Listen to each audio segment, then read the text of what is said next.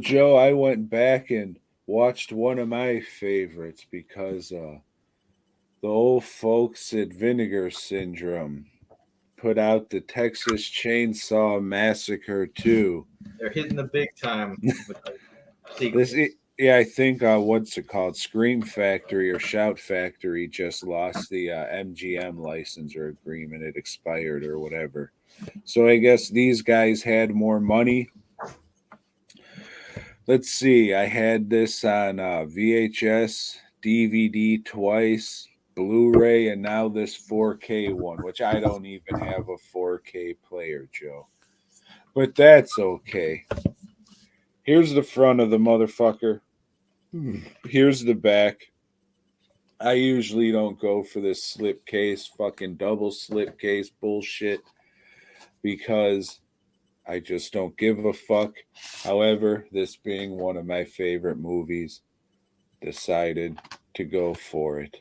I see If they you, moved to the black cases a la they Severin. do, yep, a la porno companies, and that.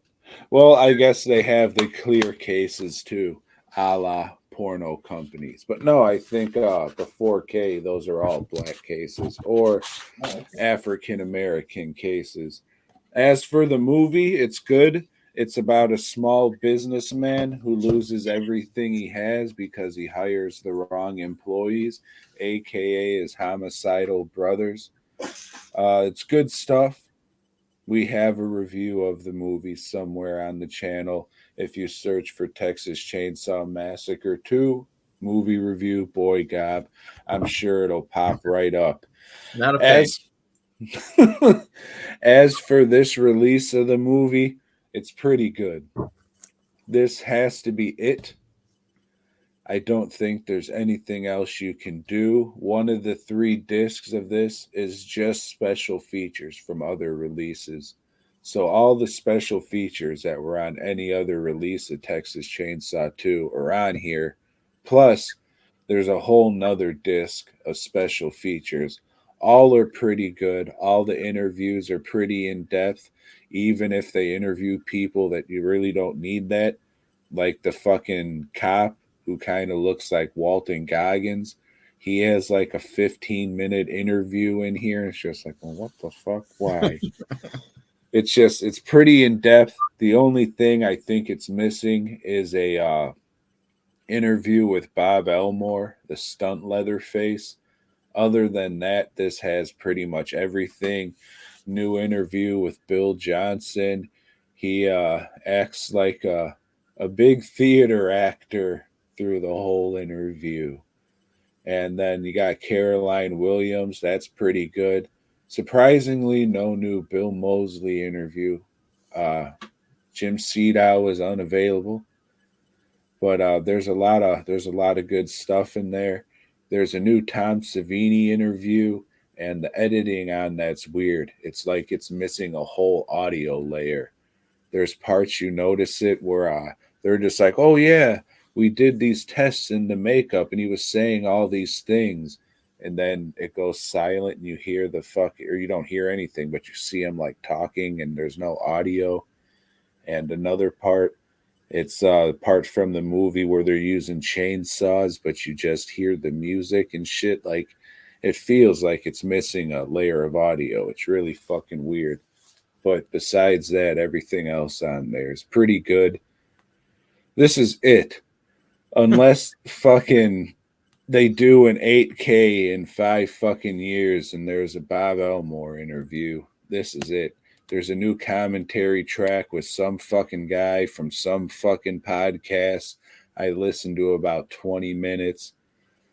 Pretty much what you think a fucking fan podcast would be. He started talking about Mick Garris, so I was just like, all right, I'm gonna head out. Turned it off and not gonna listen to any more of that shit. But it does have all the other commentary tracks with actual people who worked on the fucking movie.